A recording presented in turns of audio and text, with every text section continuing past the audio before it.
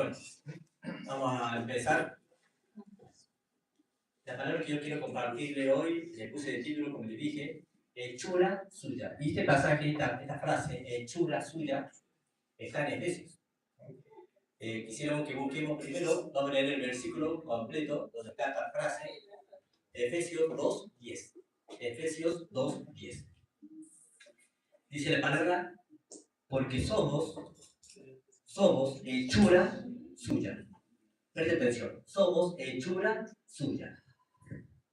Creados en Cristo Jesús para buenas obras, las cuales Dios preparó de antemano para que nosotros anduviésemos en ellas. Fíjense que acá la palabra dice hechura suya. Y después a ver en el diccionario qué significa la palabra hechura. La palabra hechura es una obra. Es como si fuera, viene del griego, no viene el caso, pero viene de la palabra poema, y ahí deriva la palabra poema. En cierta forma, nosotros somos un poema de Dios. Y me puse a leer un poco más que los poemas son hechos por los poetas, ¿no es así? Yo me imagino, cuando uno lee un poema, ve la hermosura del mensaje del poema ese. Ve todo lo que el autor plasmó en ese poema. Yo no conozco mucho de literatura, pero tengo entendido que es así. Cuando el poeta escribe un poema, lo hace de su corazón, lo hace de lo más profundo de su ser. Y esta palabra hechura significa lo mismo, que somos el poema de Dios. Somos, otra versión, otro significado dice, somos la obra maestra de Dios. Y como obra, le pertenecemos. Porque el autor de su obra, ¿de quién es? Es del autor. Si somos hechura, o somos una obra de él, o somos su poema, le pertenecemos a él. Fíjese que este mensaje acá, uno lo puede entender como que todos los seres humanos somos hechura suya. En cierta forma es así. Pero acá está hablando de otra cosa, otra creación. Cuando habla de hechura suya, está hablando de una creación espiritual. Cada uno de nosotros, cuando se formó en el vientre de su madre, fue hecho, ¿no es cierto? Se formó como persona en este mundo. Asimismo, Dios hace la obra de él en el espíritu nuestro. Y algunos pueden pensar que cuando dice acá el versículo que somos hechura suya, creados en Cristo Jesús para buenas obras, que es para todos. Y no es así, porque si vemos el contexto del párrafo vemos en Efesios 2:1 que le habla únicamente a las personas que han recibido la vida de Cristo, no a todos. Y desgraciadamente no todo el mundo ha recibido la vida de Cristo. Dice Efesios 2:1, dice, Él os dio vida a vosotros cuando estábamos muertos en delitos y pecados. Y así como hablamos el domingo pasado de que nosotros nacemos esclavos en este mundo, en otra forma de decirlo, nosotros nacemos con el espíritu muerto. Por eso dice acá que Él nos dio vida cuando estábamos muertos en delitos y pecados. O sea que es únicamente el versículo que dice que somos hechura suya, está refiriéndose a las personas que han recibido la vida de Dios, no a todos. Fíjese que, ¿por qué no a todos? Porque el hombre, como dije recién, cuando nace, está desvinculado de Dios, está separado de Dios. Esta palabra separado la vamos a usar muchas veces en esta prédica. Así que yo le pido que preste atención a esta palabra separación. Dice en el Romanos 3:23. Romanos 3:23, ahí explica la condición del ser humano. O sea, explica la condición nuestra. Cómo venimos a este mundo. Dice, por cuanto todos pecaron. ¿Hay alguno de acá que no haya pecado nunca en su vida? Qué mentiroso. ¿Ha pecado? La bebé. Bueno, los chiquitos no tienen pecado, por eso dice, dejad a los niños que vengan, porque de ellos es el reino de los cielos. Pero seguramente Marisol, cuando llegue a una cierta edad, va a comenzar a pecar, porque ese es el destino del hombre, pecar. Y dice acá, Romanos 3:23, dice, por cuanto todos pecamos, estamos destituidos de la gloria de Dios. La palabra destituidos era la misma palabra que yo dije recién que se acordara, que era la palabra separados. Dice que Por cuanto todos pecamos, estamos separados de la gloria de Dios. O sea, nosotros no podemos vincularnos con Dios porque existe una separación. Existe el pecado. Dice que el hombre, como dije recién en el Romanos 3:3, está desvinculado de Dios. Por eso en Efesios 2:1 dice que Él nos dio vida a ustedes, a nosotros, al hombre, cuando estábamos muertos en delitos y en pecados. Bueno, dice que este versículo que se la toma al principio, que dice que somos hechura suya, creados en Cristo Jesús para buenas obras. Fíjese que en Corintios 5:17 hay otro pasaje que habla casi de lo mismo. Dice, de modo que si alguno está en Cristo, o sea, no habla de todos, dice si alguno está en Cristo. ¿Ah? Lo dice acá, de modo que todas las personas que están en Cristo, ¿no? Dice, si alguno está en Cristo, dice, nueva criatura es. O sea, acá, cuando habla de somos hechura suya, es una nueva creación. Una nueva creación que para el hombre natural le está vedado. El hombre natural está ciego ante esa creación. Dice Corintios 2:10. De modo que si alguno está en Cristo, nueva criatura es. Las cosas viejas pasaron. Y aquí son todas hechas nuevas.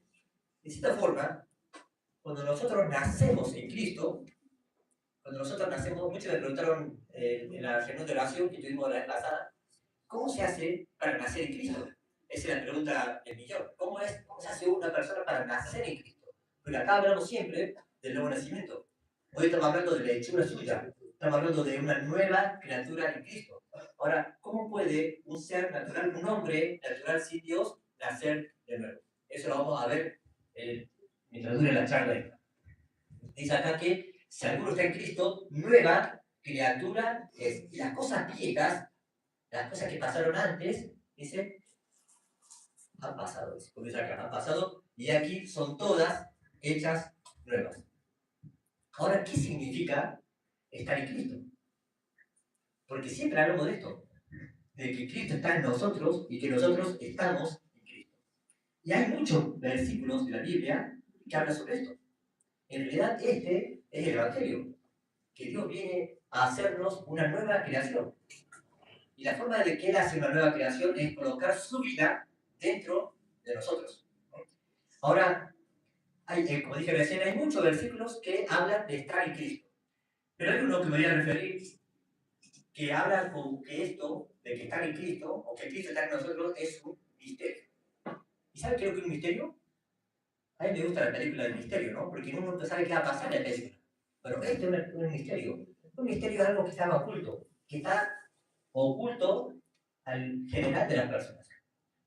Y únicamente Dios se lo revela a sus hijos. Este es un misterio.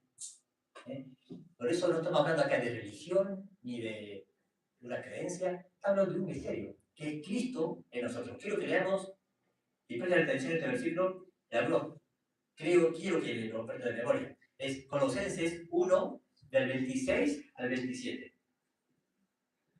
Dice acá, el apóstol Pablo dice, el misterio que estaba oculto desde los siglos y edades. Fíjese, un misterio que estaba oculto siempre en toda la humanidad, dice. Pero que ahora, en estos momentos, en estos tiempos, Dios lo ha manifestado a quienes, a sus hijos. A quienes Dios quiso dar a conocer las riquezas de la gloria de este misterio. Nuevamente habla del misterio. Entre los gentiles, entre las personas. ¿Y cuál es este misterio? Cristo en nosotros. Cristo en nosotros, esperanza y gloria. Entonces, cuando dice, nos limitamos al primer versículo de todos, dice, porque somos hechura suya, creados en Cristo Jesús. Acá, transportando todos los versículos, la nueva creación consiste en que Cristo está en nosotros y nos transforma la vida. Y las cosas viejas nuestras pasaron. Dice que aquí, a partir de ahora, de esta nueva creación, son todas hechas nuevas. Y a partir de ese momento, de que nosotros aceptamos la vida de Cristo dentro nuestro, comenzamos a experimentar la vida de Dios. Nada más y nada menos que la vida de Dios. Ahora, un hombre común, nosotros mismos podemos pensar de que cuando un hombre natural o cualquiera de nosotros nace de nuevo, significaría que está evolucionando, ¿no es cierto? Porque cuando una persona va de peor a mejor, está evolucionando, ¿no es cierto? Por ejemplo, cuando yo iba a primer grado, después pasé a la universidad, ¿qué pasó con mi sabiduría, mi intelecto? Evolucioné, ¿no es cierto? Porque vamos mejorando. Y uno puede pensar así con respecto a esto. Sin embargo, siempre el reino de los cielos es el revés. ¿Y cómo es esto? Usted puede pensar de que si uno nace de nuevo, está evolucionando, ¿no es cierto? Sin embargo, no es una evolución lo que nosotros tenemos al nacer de nuevo, sino, ¿sabe qué? Es una involución. Usted dirá, ¿y esto qué? ¿Se volvió? ¿Qué es lo que es esto? Involución. ¿Sabe qué? Cuando nosotros nacemos de nuevo, Dios nos manda al origen, al principio. Nos manda al diseño original de lo que éramos antes. El diseño del cual nunca el hombre tendría que haber salido. Siempre hablamos de que nuestro diseño actual no es el para el cual fuimos creados. Y cuando Dios nos hace una nueva creación, cuando somos hechura suya, ¿sabe qué? No evolucionamos, sino que involucionamos y nos devuelve al principio. Qué loco, ¿no? Uno puede pensar que un hijo de Dios es mejor persona porque ha mejorado su vida, porque ha cambiado su forma de ser, ha cambiado su carácter. Sin embargo, no. Dios lo transforma como era al principio. Cuando yo vi esta parte, digo, qué lindo que era cuando éramos niños, ¿no? ¿Quiénes son viejos acá? Todos. ¿Usted no añora los días de niño? Cuando chapoteábamos en la calle. Yo cuando era chico vivía en la ciudad de Córdoba, jugábamos al fútbol en el asfalto. Fue la época más linda de mi vida. No me importaba enfermarnos, ni lastimarnos, nada. Porque era una vida hermosa. Y cada uno de ustedes tiene su vida de infancia. Y acá también. En la vida del hombre, cuando Dios nos traslada al inicio, es el momento en donde el hombre estuvo en mejor condición de vida. Fíjese que cuando nosotros nos transforma y nacemos de nuevo, Dios nos devuelve al principio. Ahora, esta es otra palabra que yo quisiera que ustedes presten mucha atención. Principio. La primera palabra, ¿se acuerdan cuál era? Separación, ¿no es cierto? Y hablamos sobre el versículo de que el hombre, porque pecó, está separado de la gloria de Dios. El hombre en su condición natural nace separado de Dios. Ahora la segunda palabra que yo quiero que presten atención es principio. Cuando nosotros nacemos de nuevo, Dios nos devuelve al principio. Ahora, ¿qué es lo que es el principio? Uno puede decir, bueno, el principio es cuando nacemos, no. No, porque antes de nosotros nacemos había otro principio. Para nuestros abuelos, nuestros antepasados. ¿Qué es lo que es el principio? Vamos a la Biblia. Dice Génesis, en el principio creó Dios los cielos y la tierra. ¿Y saben qué dice Juan 1:1? La vamos a leer. En el principio era el verbo. Y el verbo era con Dios. Y el verbo era Dios. Qué confuso, ¿no? En el principio, cuando Dios creó los cielos y la tierra, estaba el verbo, dice. ¿Qué es lo que es el verbo? ¿Alguien sabe? ¿Saben qué es el verbo? Cristo. En otra versión habla de palabra. En el principio era la palabra y la palabra estaba con Dios y la palabra era Dios. ¿Cómo puede ser que el verbo estaba con Dios y era Dios? Ese es el misterio de la Trinidad. Porque Dios siendo Hijo también es Dios. Dios siendo Padre es Dios. Y Dios, el Espíritu Santo, también es Dios. Pero acá estamos hablando del principio. Y dice que acá, cuando dijimos recién que Dios nos devuelve el principio, ¿quién está en el principio? Cristo. Por eso dice que somos hechura suya, creados en Cristo Jesús. ¿No? Se me confunde toda la mente, hermano. Vamos a Apocalipsis. Apocalipsis 1:8. Dice, Apocalipsis 1:8. Acá habla Jesús. Acá habla Jesús. Dice, yo soy el alfa y el omega. Yo soy el principio y el fin también. Entonces, ¿quién era el principio? Cristo. Y Juan 1.1 dice, en el principio era el verbo, y el verbo estaba con Dios, y el verbo era Dios. Apocalipsis dice, yo soy el alfa y el omega, el principio y el fin. ¿Quién es el principio? Cristo, Jesucristo. Y cuando nosotros somos transformados en una nueva criatura, ¿sabe qué hace Él? Nos devuelve al principio. Así como el hombre en su estado natural está separado de Dios, cuando lo devuelve al principio, ¿sabe qué pasa? Lo une. Y forman, y dice una frase, todo lo que Dios une, no lo separa el hombre. Y Dios, cuando nosotros nacemos de nuevo, Él nos une a sí mismo.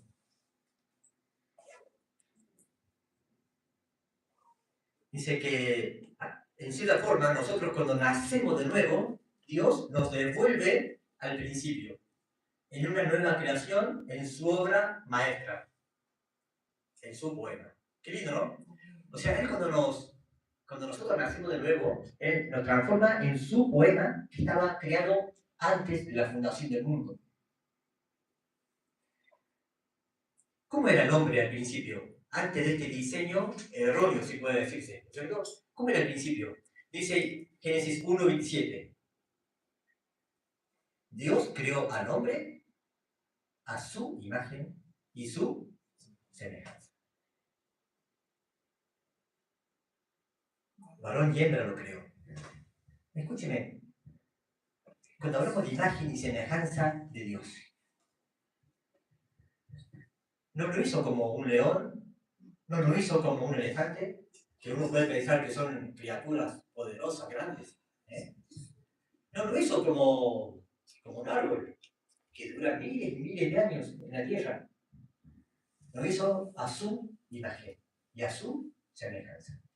¿Y sabe qué más? Dios le dio al hombre el poder y la autoridad para que gobernase esta tierra. Por eso yo siempre dije que cuando el hombre en su diseño original se paseaba por el huerto del Edén, los animales lo miraban y aquí miraban a la imagen y semejanza de Dios. Dicen, ahí está Dios, ahí está la semejanza de Dios. Bajaba la cabeza del león, bajaba la cabeza del elefante. Animales poderosos, pero ¿quién veía? A la imagen y semejanza de Dios. Ahora, desgraciadamente, en Génesis 3 está la caída del hombre por el pecado. Y dice la palabra que si el hombre, Dios le advirtió al hombre de que si le desobedecía, ciertamente iba a morir. Ciertamente iba a morir. Y ahora, ¿recuerda la primera palabra que separación era? ¿Sabe qué significa la palabra morir? Separarse. A partir del hombre que pecó, se murió o se separó de Dios. Se separó de Dios. Y comenzó a vivir en la tierra desvinculado de Dios. ¿Sabe por qué? Porque todos pecamos y estamos desvinculados de la gloria de Dios. 1 Corintios 3:23, como leímos recién. ¿Ha entendido cómo es la cosa? Pero Cristo dice que nos da la posibilidad de devolvernos al principio. Como éramos antes. Fíjese que en la caída del hombre, busquemos Génesis 3:24. Dios, fíjese qué fea esta frase que está en la Biblia. Dice que Dios echa al hombre de su presencia. Qué feo, ¿no? Ese hombre que estaba en él, que vivía en él, ese hombre que tenía la imagen de Dios, que tenía la semejanza de Dios, que tenía la autoridad que Dios le había dado, Dios lo echa. Vamos a leerlo, Génesis 3:24. ¿Lo tienes ahí? Aquí está. Echó pues fuera al hombre y lo puso al oriente del huerto del Edén querubines y una espada encendida que se revolvía por todos lados para guardar el camino del árbol de la vida. Entonces, cuando el hombre peca, Dios lo destituye. Dios lo echa del jardín del Edén. Y a partir de allí el hombre comienza a vivir a la deriva, separado de Dios. Antes el hombre estaba gobernado por su espíritu, eso muchas veces lo dijimos nosotros. El gobierno del espíritu no tiene nada que ver con lo que nos gobierna a nosotros en estos momentos. Hoy el pastor José habló sobre las emociones. Habló de que el hombre es dominado por las emociones. El domingo pasado yo hablé de que el hombre, en su forma natural, sin Dios, es esclavo de sus emociones. El hombre sin Dios no puede controlar sus emociones. No solamente las emociones, no puede controlar los vicios, no puede controlar su voluntad, porque hace lo que quiere, no puede controlar nada. Pero el diseño del hombre, en principio, no era gobernado por las emociones, era gobernado por su espíritu. Y el espíritu gobernaba sobre la emoción del hombre. Y ahora nosotros estamos acostumbrados a que nos gobierne nuestras emociones. Y los eslogans más famosos de la televisión son: haz lo que tu corazón te dicte, o haz lo que tú quieras, o haz lo que te plazca de acuerdo a tu voluntad. ¿Sabe qué? Cuando Jesucristo viene a hacer una nueva creación, quiere anular eso. Dice: cualquiera que quiera ser mi discípulo, dice, tiene que negarse a sí mismo. ¿Y eso qué significa? Que volvamos de vuelta a ser gobernados por nuestro espíritu. Y yo le garantizo que la vida gobernada por el espíritu es infinitamente mejor que ser gobernado por nuestras emociones. Fíjese que, como dije al principio, que el hombre en la creación natural está separado de la gloria de Dios. Pero cuando Cristo viene y nos hace su hechura, su creación, su poema, su obra maestra, ¿sabe qué hace? Nada más y nada menos que unir lo que estaba separado. O sea, devolver al hombre a su estado original, con Dios. Fíjese este versículo, Juan 17, 21. Jesús le decía al Padre, a su Padre, estaba acá en la tierra, Jesús le decía: para que todos sean uno, para que todos sean uno, como tú, oh Padre, en mí, porque Padre y Jesús eran uno solo. Como tú, oh Padre, en mí y yo en ti, que también ellos, o sea, ¿quiénes? Los que han nacido nuevo, la obra maestra de Dios, el poema, para que también ellos sean uno en nosotros, y para que el mundo crea que Jesucristo fue enviado por Dios. Ahora, Jesús le pide al Padre que todos seamos uno en él. Eso es la creación de Dios, el poema de Dios. Nos hace partícipes de su naturaleza. Ahora, ¿cómo se concibe?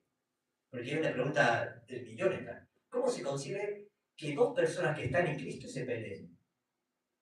Si están en uno. Es como que mi mano se pelea con el mano.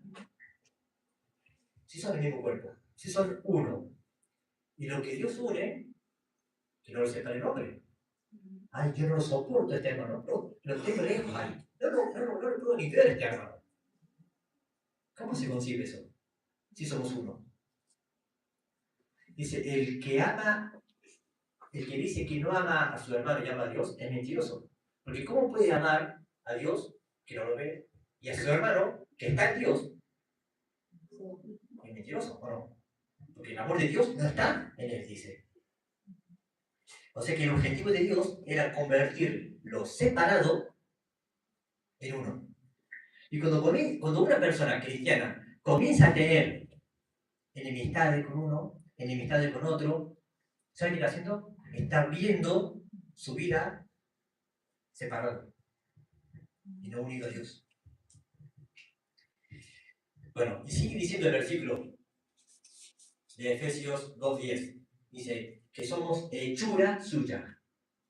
Acuérdense, hechura suya. La obra maestra de Dios, de vuelta al diseño original que Dios nos devuelve al principio, que no es una evolución del hombre, sino que es una evolución porque Él nos lleva al origen, al inicio. pero dice que tiene un propósito también. Dice, somos hechuras suyas, creados en Cristo, como vimos recién, ¿para qué? Para buenas obras. Qué lindo, ¿no? Para buenas obras. Sin embargo, un versículo anterior a este, creo que lo leamos en Efesios 2:9, no está acá, pero lo voy a leer, no está acá. Efesios 9 dice, no por, casi dice, no por obras. Dice que la salvación, dice, es un regalo de Dios, que se adquiere por la fe, pero no es por obras. Ahora, ¿cómo dice acá en el versículo siguiente? Que somos hechura suya, creados en Cristo Jesús para buenas obras. Y el versículo anterior dice que no es por obras para que nadie se gloríe. O sea, la Biblia se contradice, ¿no? Porque está hablando de dos obras. Las primeras obras, que dice acá, dice, son las obras del ser humano. Que muchas religiones dicen que para llegar a la salvación tenemos que hacer tal y tal y tal obra. Sin embargo, la salvación no se consigue por obras. No se consigue por obras. Se consigue por fe, porque es un regalo de Dios. Y una vez que Dios nos da el regalo y nos transforma en su creación, Él hace su obra en nosotros. No son mis obras que yo hago para Dios. Son las obras de Dios que Él hace a través mío. Por eso, por allí uno puede pensar esto. Qué lindo que cantamos, ¿no es cierto? Qué buenazo que somos nosotros tocando el bajo, la guitarra, ¿no? Son las obras de Él. Porque fuimos preparados de antemano, antes de que el mundo se fundase, para hacer las buenas obras. Que Dios preparó de antemano, dice, para que nosotros las tuviésemos en ellas. No son nuestras obras. Y uno se puede sentir orgulloso y vanaglorioso de decir, qué lindo que predicaste el domingo, ¿no? Es Dios que predicó, es su obra en mí. Esa es la diferencia que hay en el mundo. Dios no ve el talento, Dios ve el humilde, y lo hace talentos. Porque pone su talento en él. Fíjese que nuestras obras, que nosotros llamamos buenas obras, Dios las considera como un trapo de inmundicia. Fíjese Isaías 64:6. Dice, todos nosotros somos como el inmundo, qué feo, ¿no? Todos nosotros somos como el inmundo. Está hablando del hombre natural sin Dios. El hombre natural sin Dios. Todos nosotros somos como el inmundo. Y son como trapos de inmundicia todas nuestras obras, pero no es obras, todas nuestras obras justas. O sea, lo que el hombre considera obra justa, para Dios es un trapo de inmundicia. O sea, cuando habla acá de Efesios 2:10, de que nosotros somos hechuras suyas, creados para buenas obras, son las obras de Dios que preparó de antemano para que nosotros, los nacidos de nuevo, anduviésemos en ellas. Finalmente, tenemos que entender que no son nuestras obras, es el obrar de Él en nosotros. Y Filipenses 2:13 habla bien acá. Lo leamos, dice, porque Dios es el que produce en nosotros el querer como el hacer, por su buena voluntad. O sea, las obras buenas que nosotros hacemos como hijos de Dios no son nuestras obras, son las obras que Él hace a través nuestra, que estaban preparadas, fíjese, desde antes de la fundación del mundo. Dice, Dios las preparó de antemano. O sea, ¿quién fue creado primero, las obras o nosotros? Las obras. Dios preparó la obra pensando que un día iba a venir, qué sé yo, Samira viene y iba a hacer esas obras.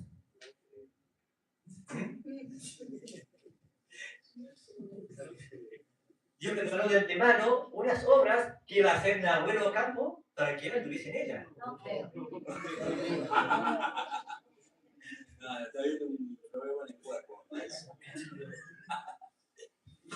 Otra de las buenas obras que Dios hace en nosotros, dice acá, Dios produce en nosotros el querer como el hacer, es por ejemplo algo que para el ser humano natural le es imposible.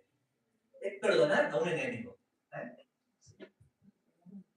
Por así nosotros podemos tener en nuestro raciocinio que tenemos que perdonar. Porque dice la Biblia que tenemos que perdonar a los que nos hacen mal. ¿No es así? Y para ello uno se esfuerza para perdonar. Pero dice que nuestras obras son como trapos de inmundicia. No es nuestro querer perdonar, no es una obligación nuestra perdonar. ¿Saben qué hay que hacer? Hay que dejar que Dios trabaje en nosotros. Y Él perdona. Entonces, cuando uno nace de nuevo, comienza a experimentar lo que Dios desea y lo que Dios quiere hacer en Él. Y de un día por otro, usted siente la necesidad o el deseo imperioso de querer perdonar a alguien. Cuando antes era obligatorio para usted. Entonces, ¿qué va a pensar su amigo que está al lado? Uy, vos estás loco de querer perdonar a ese que hizo tanto mal, pero no es usted. Es Dios que opera a través suyo. Y hablo del perdón porque es algo muy difícil perdonar a quien no hace daño, ¿no? Por ahí no lo queremos ni ver. Pero el que está en Cristo, nueva criatura es. Y las cosas viejas, eso que yo no podía perdonar, que no podía hacer nada, pasaron. Aquí Él hace todas las cosas nuevas. Y dentro de las cosas nuevas, una es perdonar. Porque somos su obra maestra. Somos hechura suya. Bueno, quisiera que pasen la gente así la estamos. Fíjese. Cuando uno nace de nuevo, dice que, yo dije recién que Dios devuelve al estado original. Ese estado original es la imagen y semejanza de Dios. ¿No es así? Porque dije recién también que Él no hace una obra maestra de nosotros, hace un poema de nosotros. Yo creo que el poeta cuando hace un poema está días, horas, meses, años trabajando en ese poema hasta que quede perfecto el poema. ¿Sabe qué? Cuando Dios comienza a trabajar en nosotros también, y a través de toda nuestra vida, Él comienza a trabajar en nosotros para formarnos a su imagen y semejanza. Entonces, por ahí en el transcurso de nuestra vida, nosotros tenemos una prueba. Y nos decimos, ¿por qué Dios me manda esto? Si lográramos escuchar la voz de Dios, diría, es para que te parezca más a mí. Ay, ¿por qué me manda Dios este marido tan orgulloso que es para que te parezcas más a mí? Dios, ¿por qué me mandaste este vecino que es recoroso, que es irónico, que es envidioso, celoso? Es para que te parezcas más a mí. Y uno por ahí reniega de las pruebas, de las circunstancias que pasan en la vida. Y es porque Él nos está formando a su imagen. Había una iglesia en la Biblia que es la iglesia de los Gálatas. Si usted quiere leer el la iglesia de los Gálatas, tiene mucho que ver con nosotros también. Dice que los Gálatas les fue predicado el Evangelio. El Evangelio este que estamos hablando ahora, el que Dios nos transforma en una nueva creación, en que Dios nos hace libres, como vimos la semana pasada, en que Dios nos devuelve al diseño original para el cual fuimos nosotros creados. Estaban chochos los Gálatas, porque tenían libertad, tenían ese gozo de una persona recién convertida. Entonces el apóstol Pablo, que fue el que le predicó el Evangelio, se fue, porque ya mi obra está. ¿Saben qué hicieron los Gálatas? Miraban las obras del pasado y comenzaron a volver a las cosas que ellos pensaban que estaban bien. ¿En qué cosa? En la religiosidad, en las reglas. A mí me gusta uno, a mí me gusta otro, me gusta Pablo, me gusta. Entonces Pablo, cuando se entera de que el pueblo de Gálatas, la iglesia de Gálatas, había vuelto a las cosas de la carne, se agarró la cabeza. Y dice, oh Gálatas insensatos, sufro dolores de parto, pero ruego a Dios que forme a Cristo en ustedes. porque desgraciadamente el hombre es muy ambivalente. Por allí uno puede estar entusiasmado con esta nueva noticia de que Dios nos forma a su imagen, a su semejanza y nos hace nueva criatura, pero la carne, señores, es débil. Y por ahí podemos volver a los rudimentos de antes, a la vida, a las cosas viejas, pasadas, podemos retornar. Es como el pueblo de Egipto, el pueblo de hebreo, que estaba en el desierto y quería volver a Egipto, quería volver a la esclavitud. Hay los asados que nos comíamos en Egipto, pero eran esclavos. Y por ahí nosotros como seres humanos nacidos de nuevo, todavía añoramos las cosas del pasado. Dice, oh Gálatas insensatos, sufro dolores de parto hasta que vea a Cristo formado en ustedes. Y eso es lo que hace Dios en nosotros. A través de toda nuestra vida, nos forma a su imagen y semejanza. Nos devuelve al diseño original. El diseño del cual nunca tendríamos que haber salido. Pero desgraciadamente el hombre pecó y se perdió esa imagen de Dios. Pero Cristo nos devuelve la imagen. Dice la Biblia que Él es la imagen del Dios invisible. Qué barro, ¿no? Cristo es la imagen del Dios invisible. El Espíritu Santo lo que hace en nosotros, en nuestro diario vivir, es moldearnos día a día a su imagen. Y nos va a doler eso, porque nos va a sacar todo lo que nos aleja de su imagen. El egoísmo, nos va a sacar algunos, nos va a sacar la ira, en algunos otros nos va a sacar los malos deseos, los deseos carnales, las pasiones prohibidas, nos saca. Y duele eso por ahí. Siempre comenté yo el hecho de que nosotros somos moldeados a su imagen, así como el alfarero o como el orfebre pule el oro o purifica el oro.